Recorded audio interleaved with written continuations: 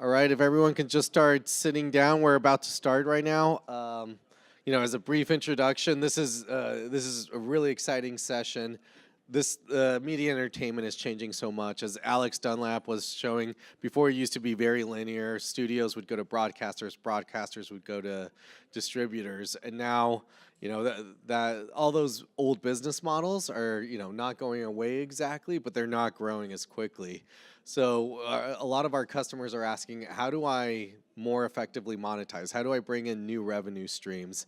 And so I think this is a very exciting case study around that. I'll let Ian go ahead and get started.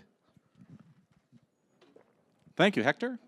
So my name's Ian McPherson. I run the media and entertainment partner ecosystem for the Americas. And so I work with a number of different partners, and through that I get to meet really interesting customers and learn more about customer use cases. This is one that we saw and talked about earlier this morning with Alex around taking legacy archives, moving that to the cloud, using AI and building metadata so that you can access and retrieve that content more quickly. So I'm going to start with a little overview of Videofashion, and then we'll dive into more about the project. The Videofashion Library is the world's largest archive of fashion, beauty, and lifestyle video, with over 18,000 hours of footage spanning 5 decades. We make use of our video library to produce an extensive lineup of in-depth fashion programming and videos. And we also work with production companies, producers, archivists, and content creators to provide them with footage for their productions. But with thousands of hours of footage and counting, how can we search through that much video to find the content that we and our clients need?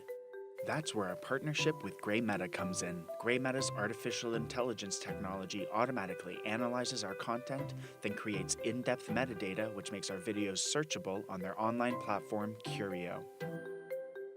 I'm constantly astounded by how quickly I can find what I need with Curio. And I keep discovering things in our archive that I had no idea existed. Of course, when you've shot as much video as we have over the years, it's impossible to keep track of everything. We needed Grey Meta to come in and start doing the searching for us. For CNN's 4-part docuseries, American Style, we provided the producers with footage dating all the way back from the 70s through the 2000s. We tackled this tremendous 6-month project using Curio as our primary tool. On a daily basis, we were able to quickly respond to producers' needs and send them new footage to screen shortly after they requested it. While normally it would have taken us weeks to manually search through our archive, Curio was instrumental in helping us meet their deadlines. With so much amazing content in the Videofashion library, Curio has made searching for and finding the content we need easy, and has dramatically increased our ability to use and monetize our archive. With a tool this powerful, sorting through 18,000 hours of footage is a breeze. Thanks to Curio, this unprecedented ability to leverage our archive has made us the world's #1 source for fashion video. Very cool. So I'm here with Nick and Ann. They are the principals at Videofashion. And one of the things I love about this use case is it's one of the few things that I can tell my friends and family or show them that explains what I do. Because most of the time when I tell them about cloud computing or AI and ML, their eyes just roll back and they kind of drift off. And so this makes the technology sexy, literally. And so I'm going to have you guys just give you a quick background on yourselves and a little bit about where Videofashion started. Well, Videofashion actually started 10 years before Videofashion. I grew up in a scientific background. My father was at the Institute for Advanced Study with Einstein and all those, and then became an MIT Institute professor. I went to MIT, got a PhD at the University of Chicago in biology and psychology, and decided to start a magazine called Psychology Today 50 years ago. That Psychology Today magazine grew into an across-the-board publishing and film educational company, which was very successful. Not only did we do Psychology Today, but we did textbooks in psychology, anthropology, biology, and that led us to do educational films on 16 millimeter. You remember what 16 millimeter is like? it became very clear to me after we sold our company for a very large sum of money. We had 200-300 people on the oceans in La Jolla, California. It was a hot publishing company. But I was very interested in video publishing. So after we sold the company, I decided to try to start the world's first video magazine. And so was it going to be in psychology? Was it going to be in business? Was it going to be in music? But it seemed like fashion is perhaps was the best choice for several reasons. One, it's now today a $3 trillion a year industry. 6 billion people wake up every morning naked, trying to either keep warm or look good or whatever, looking for what's trending. And in addition, it has two very important markets. It had a industrial sort of market for the people who were looking to do trends and try to design their collections early on. And it also had a consumer market, which came 6 months later. So we decided to go out and started to shoot the very first fashion shows in the world. We basically shot them 10 years before anybody else did. We opened up the Paris market before the Parisians. We opened up Milan for the Milanese. We did London, and we did, of course, New York first. So for about 10 years, we were the only ones in the world going out and shooting and interviewing all the big designers and all of the fashion trendsetters. Then, of course, that was way back when things were like on 3/4 inch. It's a cassette. And over the course of 43 years... Explain what a cassette is. Yeah, right. Over the course of 43 years, we're actually, of course, we started shooting in 4K just 5 years ago.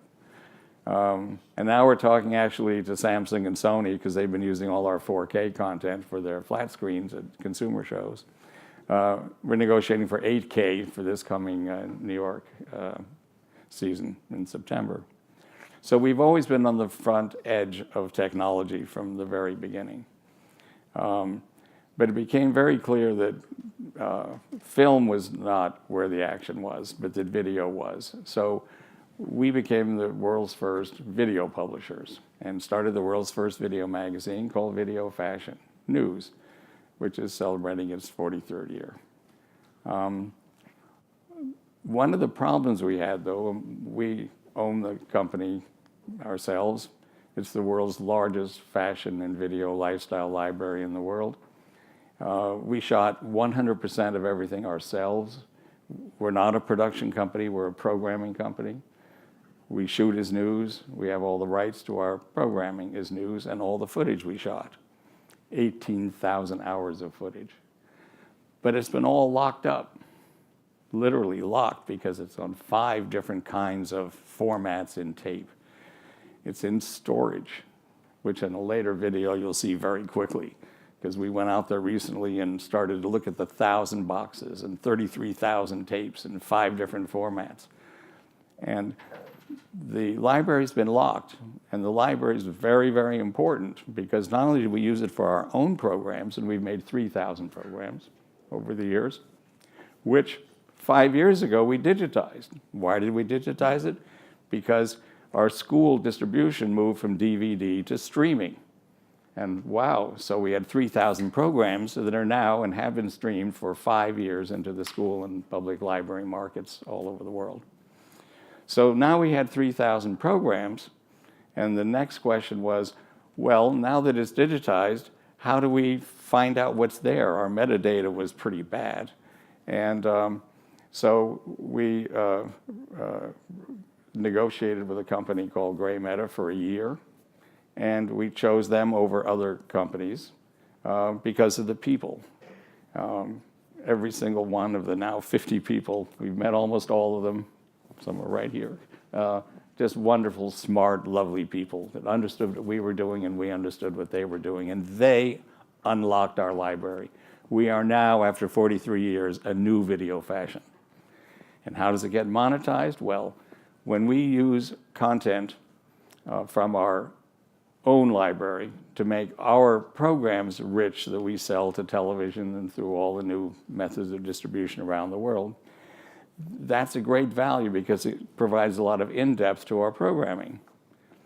But when we license this content out to documentary companies or programming companies, or we make it available to other designers, for example, who want archives of their content, we move it from our archives to their archives on a non-exclusive basis. But when we actually go and license our content, we are making as much as $135 a second, which means you don't need to sell very many minutes to a documentary, and sometimes we sell 5 minutes, 10 minutes, 30 minutes, or whatever. And our ability to license and sell our content, which we access to the 3,000 programs, is made much more easily accessible and available because of artificial intelligence and because of the Gray Meta Curio platform. So, Anne, tell me a little bit about the experience before this and how much of your time was spent just in search. Well, before I answer that question, I'm just going to say it's pretty obvious that Mr. MIT is Mr. Video, and I'm Mrs. Fashion. So, and what was the question again now, Ian? I've got that out. What was life before you had this index? She was a model, that's what she was. Okay. It's Wilhelmina. I love the library. In fact, they forced me to be on those videos because I have been working with a library, and I had the privilege actually of meeting a lot of the designers before they were used to being videotaped and before I actually physically introduced them to videotape and the idea of recording their collections, many of them. But now, in order to work not only on our own programming, but to help other people with their documentaries, because of the Gray Meta platform, I can find things very rapidly that I couldn't before. I could use my institutional memory and look up scripts and then wander into one program. I used to actually have to cue tapes in a machine. And it was very tedious, very long process. I can remember one of the first documentary programs we did for the channel, the Arte channel in France. We literally had to make burned-in time code DVDs and mail them to Paris, which sounds astoundingly amazing, but it's true. Now, literally with CNN, I pulled things off the Curio platform and sent them clips same day that they could select from. It was amazing. Yeah, so there's a time value of money in this, right? Absolutely. So Absolutely. if somebody like Karl Lagerfeld dies, and I'm sure you're overwhelmed with requests. In fact, that happened to us yesterday. I was at your offices, and you had a last-minute request come in. You want to talk about that? That is true. Why don't you play the video Why don't we first? play that Actually, video? That we was- got it down that to was 1 that minute. quiet, yeah. Pictures are worth 1,000 words.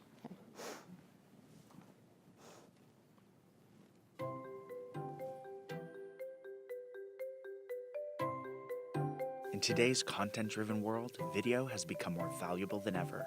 With that insight in mind, many designers, brands, icons, and artists in the fashion industry are investing in expanding their media archives. That's why the international makeup powerhouse Pat McGrath Labs approached Videofashion to license footage for their in-house archive, documenting McGrath's extensive collaborations with top designers worldwide. Videofashion has shot over 350 shows that feature Pat McGrath's makeup.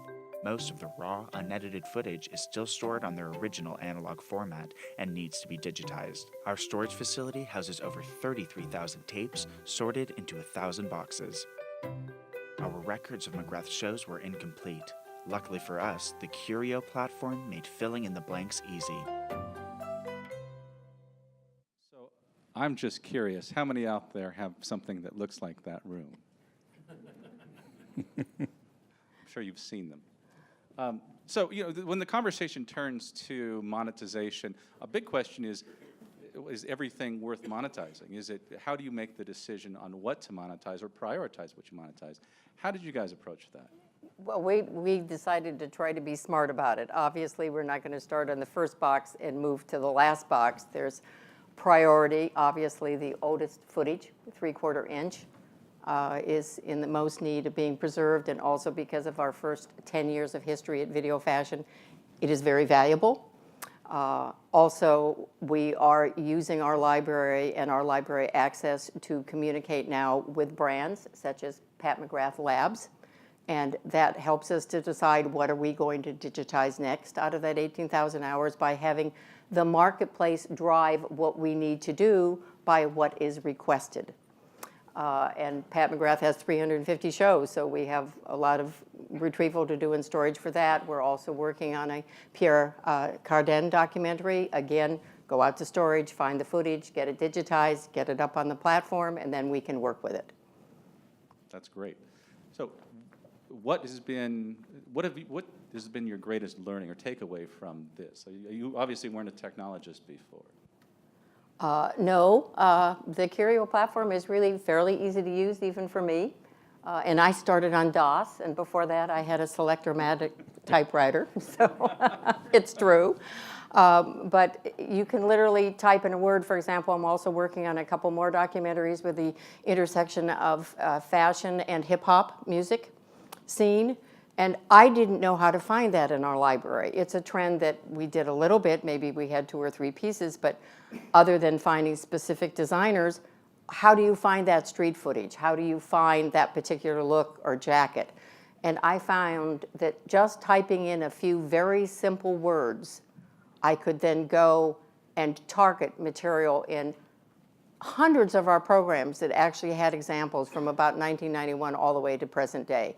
I was amazed at what I found. If someone had asked me 2 years ago, find some hip hop in your library, I would have said, well, other than Sean John, I really don't know what to do for you. That isn't the case anymore. People will call and ask me for footage, and I'll go, I'll look. And literally, they can stay on the phone, and I can look and say, yes, you know, I've had 1,233 searches come up. I can fine-tune that for you, and we'll find what you need. That's great. So, Nick, how has this changed the way you think about your business? Well, as I said, Curio and Gray Matter has unlocked our library so that, of course, fashion relates to the new footage that you shoot every year that combines with the library that you have.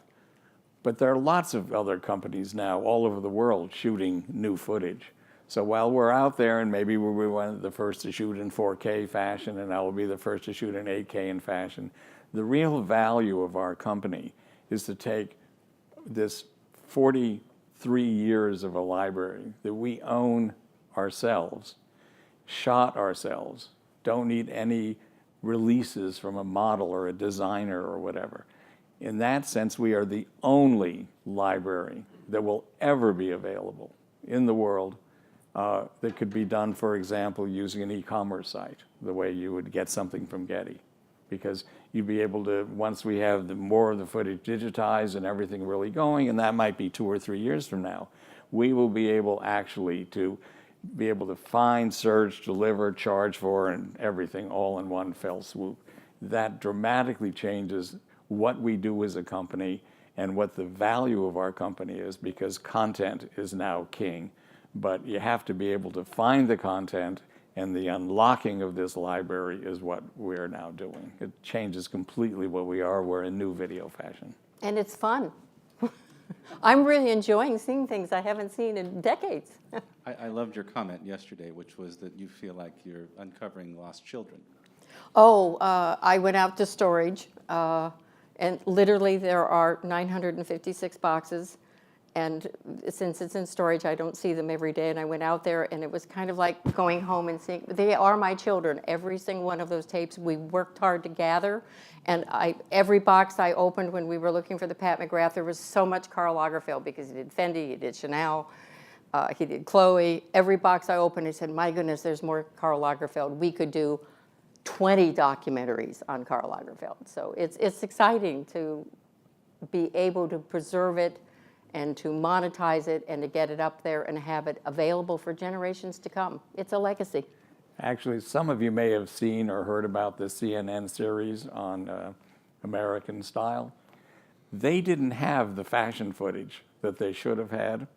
And so they did a very good job presenting a sociological and film look, et cetera.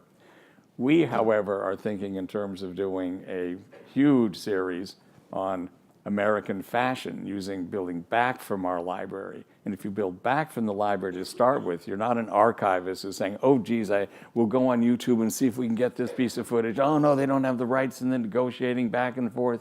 We could probably fill up 7 or 8 one-hour programs just on American fashion alone, not to mention London or Paris or Milan or all of Europe, or supermodel documentaries or whatever. We have so much in our library. You can build back from that library, and that opens up all kinds of opportunities for co-venturing documentaries and program series, et cetera. The future is just unlimited in terms of trying to get out there and make our library available. And you know, as an educator and people, we care a lot about making this library available for decades and centuries into the future. That's great. And this is, like I said, I love this story because it's tangible. And I think we every year, whether or not you're into fashion, you see the reports, you see the runway models and the tapes, and seeing it brought to life with you guys has been wonderful. I'm going to leave a few minutes for questions, but the last question for you is, given that you deal with fashion, will we see a day when artificial intelligence or machine learning is actually shaping the fashion itself, design, rather than the content or the film? Well, the answer to that question is, you know, AI is everywhere and growing very fast all over the world, and it's a very controversial kind of business. And we're constantly confronted by, you know, our friends and former alumni and everybody else is, you know, are you nervous about AI and so forth? The answer is, of course not. First of all, it's just fashion. And, you know, how much trouble can one get into with fashion? A lot, if you're me. But of course, with things going so quickly these days, it's not that necessarily that AI is going to say this is going to be the new trend or whatever. What it probably is going to say is within a matter of minutes, by canvassing all of the video and the fashion that's flashing all over the world constantly on YouTube and in every other direction, it can report back to other universes what is trending and what is happening, so that, you know, it'll sort of reflect what's happening as opposed to, I think, predict what's happening. That's the psychologist. Fashion is a reflection of society. Yeah, I used to tell my father, who is known as the father of modern meteorology and started a lot of this climate control things, et cetera. And he's a world famous scientist. He died, unfortunately, before he could get the Nobel Prize. But he wasn't that happy I went into psychology. And then when it came to fashion, I had to explain to him that, well, fashion is just psychology. It's most personal level. Do we have any questions out there, the panel? Back there from Vice. So we're in a very similar situation to you guys. Can you describe how long it took for you guys to digitize those legacy type formats, and if there's a company that you prefer? So the question was on how long it took to digitize the legacy formats.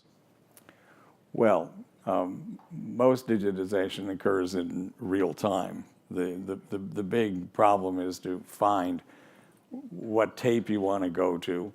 And as I say, we have 5 different formats of tapes that we've used in the first, let's say, 35 years of our business. After that, it's on cards and all kinds of other formats. So first you have to find the format. Depending on how far back you go, if it's 3/4 inch, that's the most delicate.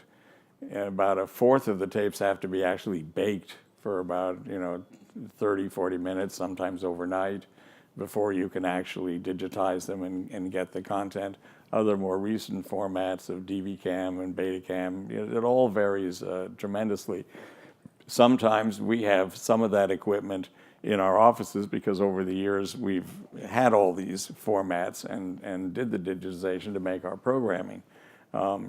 But if someone were to say, here's $500,000 or $1 million, you can send all your tapes out and have 18,000 hours digitized, that would be wonderful if you had $1 million lying around, which we haven't had. But you can send it out. There are dozens of companies that specialize now in digitizing for you. But the other day when Pat McGrath called us up and said, do you have this? And they said, we want this, and that. And we said, we'll get back to you in a couple of hours. And then we simply went and looked at the library we just recently brought in from storage because we're doing a long-term deal with them. And within 2 hours, we sent it all back to them in MPEG-4 on the Dropbox, et cetera. And they came back and said, wow, that's amazing. The answer is we have 3,000 hours of programs up, and now we're letting the marketplace and different brands drive what we digitize in the raw footage area. And it's going to be a long process. We're at the beginning of that process. And obviously, we will prioritize, as I said earlier, the 3/4 inch. Right here? Is there a mechanism, obviously at the heart of search is tagging, right?